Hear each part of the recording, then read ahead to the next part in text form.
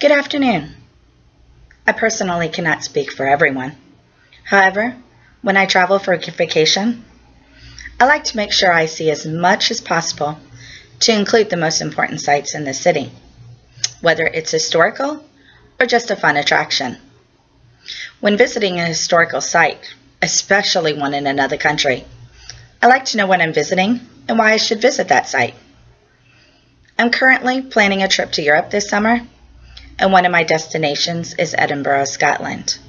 It was important for me to know as much as possible about this site I could be visiting to make sure I get the most of my time while in that city. In my research, I found that one of the most famous historical sites in Edinburgh is, of course, the Royal Mile, and at the top is the Edinburgh Castle.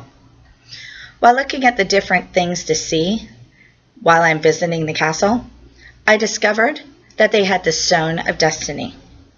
Not knowing what this is and or the history, of course, I had to do my research. I found out that the Stone of Destiny is also called the Stone of Scone, often referred to in England as the Coronation Stone.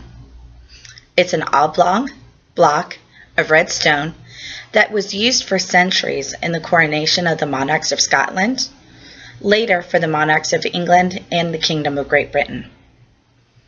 In legend, it's also known as the Jacob's Pillow Stone. In 1926, Edward I of England took the stone as spoils of war, or also caused looting, and taken to Westminster Abbey, where it was fitted into a wooden chair known as King Edward's chair, or better known as his throne chair. With the Treaty of Northampton, 1328, between the Kingdom of Scotland and the Kingdom of New England, England agreed to return the stone to Scotland. However, uncontrollable crowds prevented it from being removed from Westminster Abbey. The stone remained in England for another 6 centuries, even after King James VI of Scotland assumed the English throne.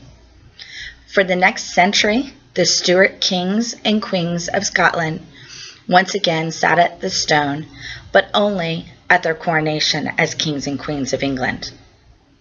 On Christmas Day in 1950, a group of 4 Scottish students removed the stone from Westminster Abbey for its return to Scotland.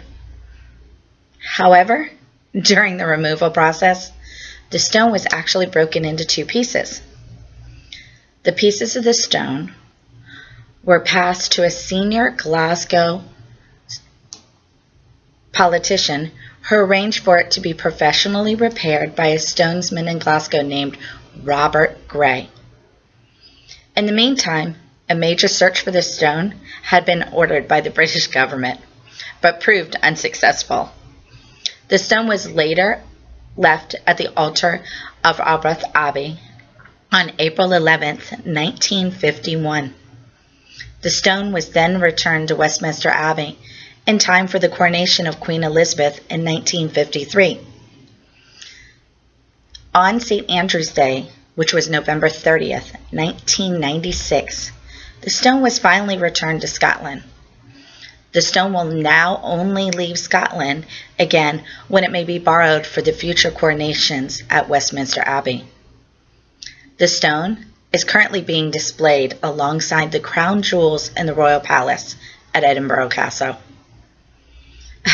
What a wonderful piece of cultural history the Stone of Destiny turned out to be. I can't wait to see this piece of history personally, and now with the knowledge of the history, will make my experience even more memorable. I hope you appreciate that little piece of history as much as I have. Thank you.